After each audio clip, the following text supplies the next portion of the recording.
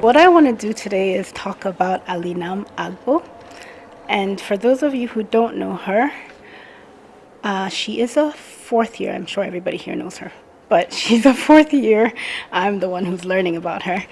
Fourth year in the college, pursuing a biological sciences major and creative writing minor. She was born in Ghana, immigrated to the United States at the age of 10, the same age when I immigrated to the US.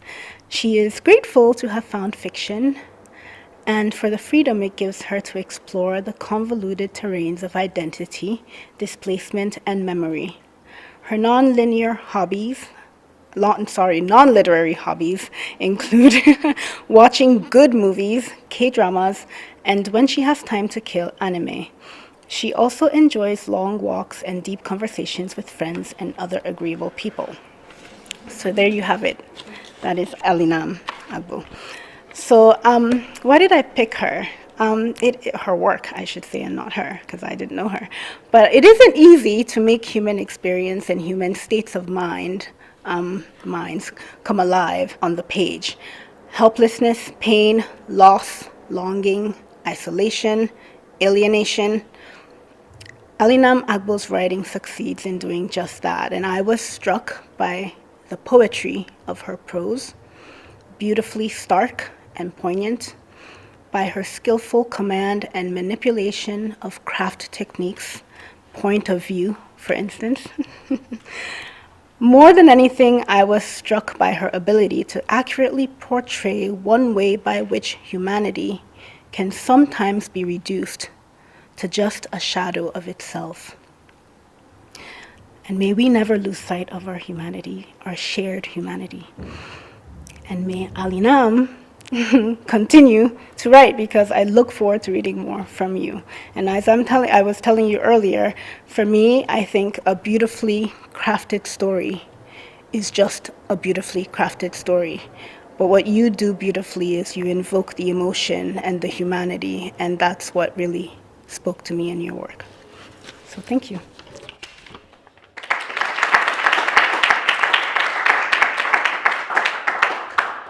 Thank you, Chanela, for that wonderful introduction. And thank you all for coming. This story is not yet titled. It is afternoon on a school day. We are on 555 West Hawking Street. The fading address is inscribed above the front door of an elegant Victorian cottage. We say elegant as we would for an ancient landlady we respect, mostly because of the jewels she wears. We do not care much for her capricious moods, those we ignore. You see, she tends to forget. Anyway, about the house. The current residents are still new to everyone on the block, and we are curious as to whether their newness has to do with what they are. The family is Black and African, a unique identity in this town. Their country of origin is either Gambia or Ghana, and since no one wants to offend, the family is safely referred to as African. They have lived here for over 2 years now. Their 3-year anniversary arrives next month, and the neighbors have been debating a gift. The town has a culture of hospitality, and while the last visitor, now a fully assimilated resident, arrived 2 decades ago, they are people of integrity. The gift giving must at least be brought to the table. At the weekly town hall assembly, council members put it to a vote. Have vote yes for good behavior and relative quiet. The opposing have vote a stern no for an uncomfortable reason they would rather not disclose. Everyone knows the reason is the woman. The other members of the family are well-kept and social, mostly agreeable. The man, a physical science professor, is always seen in a crisp suit. The daughter is top of her 7th grade class and vying for student council president. Meanwhile, the teenage son is a track star who smiles and waves at everyone. This woman, however, is a ghost. The only concrete thing the neighbors have observed about her is that she has a penchant for bird-themed polyester fabrics, which she wears as casually as one would strapless dresses. Except, of course, they are not strapless dresses, or even dresses for that matter. The last time more than 3 neighbors reached a consensus regarding the woman, everyone decided the birds on the fabrics were parakeets. Specifically, this is what they know. Every Saturday morning, the woman hangs her underthings on a clothing line next to the garage.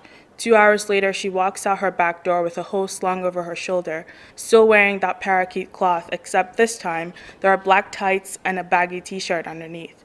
The neighbors find this routine peculiar. No one seems to consider why she rarely comes out. If they do, they haven't mentioned it to either of the town's psychiatrists. Enough about the neighbors. They have one another to vent to, if not the psychiatrists. The woman has her own problem, a compounding problem. Saturday is the first day of the week she leaves the house of her own volition. The cause? A person-shaped shadow is growing on the east-facing wall of her bedroom. It is a shadow that only seems to appear when the others have left for school. It is not a tangible demon she can fight, and when she attempts to escape the house, the shadow extends a flexible arm to block her exit.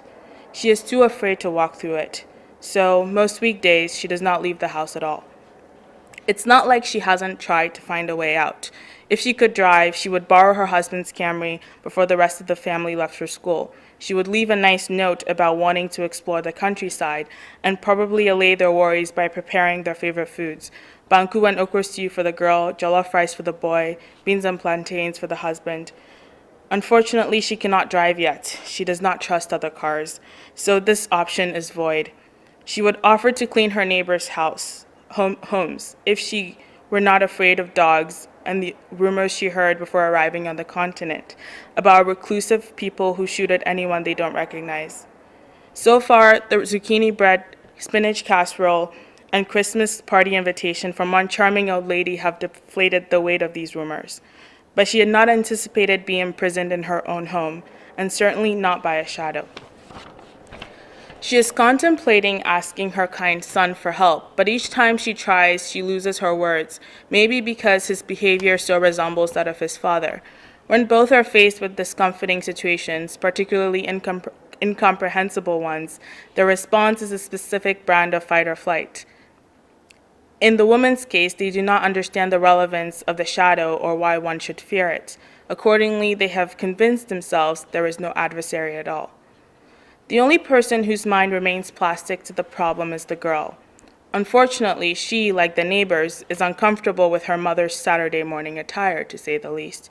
The girl has grown ashamed. No, ashamed eliminates too many possibilities. She is ashamed, disappointed, and a little frightened of her own helplessness. Each of these must be considered in light of the others. The last 2 years of molding herself to the new place have hardened her, made her less sensitive to her mother's struggles. The girl tried assimilating her mother, giving Microsoft Office lessons twice a day, repeating colloquial words she heard in school, even the bad ones, only to find each lesson to be like the first.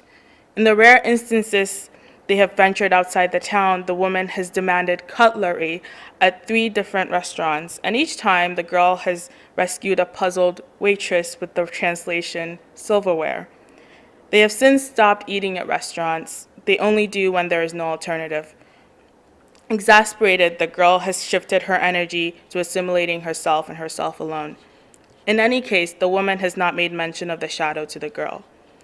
This Saturday morning, the woman wraps the usual cloth over her tights and baggy t-shirt, now holed from wear. She anticipates her daughter's complaints since that too has become a routine. "Ma, you can't wear that outside," the girl bellows in her 12 trying to sound 20 voice.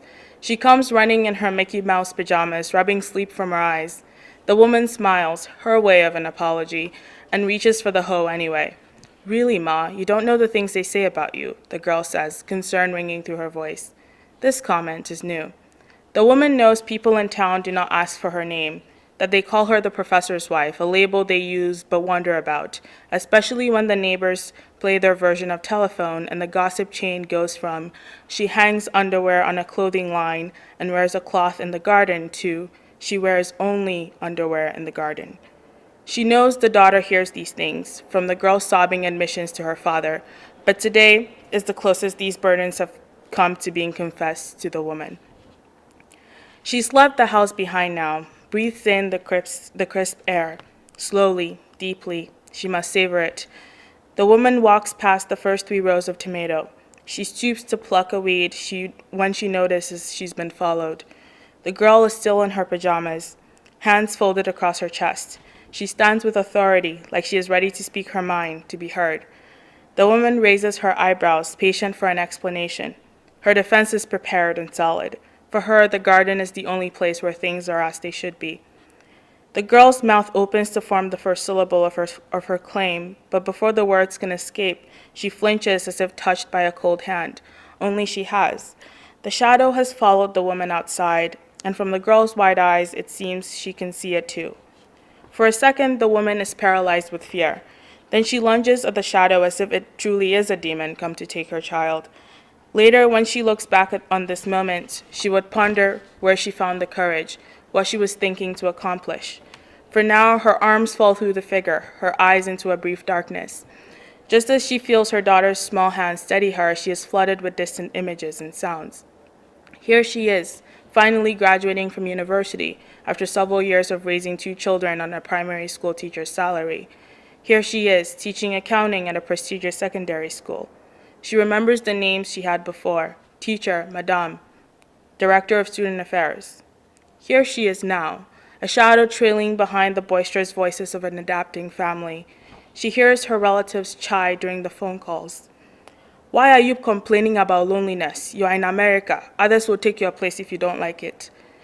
She remembers how she stopped calling home when she chose to neglect any thought of loneliness. This is how she began to lose her voice. Another series of images, brighter and warmer, interrupts. She is playing ampe with her daughter. They are baking a cake for the first time, from scratch. During a blackout, the children gaze at the night sky with her. They invent lies for each constellation, a welcome distraction from the darkness and the sharp smell of burning mosquito coil. The woman squeezes her eyes against the clash of light emerging from the shadow, too many memories contending for her attention. Ma, look, the girl says from her place in the garden. Her tone is incredulous, like she sees everything her mother sees, like she is beginning to understand what happens when she is away, when they are all away. Bracing herself, the woman opens her eyes and looks deeper into the heart of the shadow, where the girl is pointing. Across a blurry storm that resembles time, a child in a purple uniform waves gleefully at her mother. It is morning. School bells are ringing. The mother waves back from the threshold of their home. A couple of hawks circle back and forth, relaying overheard murmurs her way. The tall weeds in the front yard, the creaking gates, the unattractive exterior of the house. But this woman pays no heed. The aroma of freshly cooked banku and okra stew surrounds her. She is wrapped in a polyester fabric, one that is outlined with birds. They are indeed parakeets. Thank you.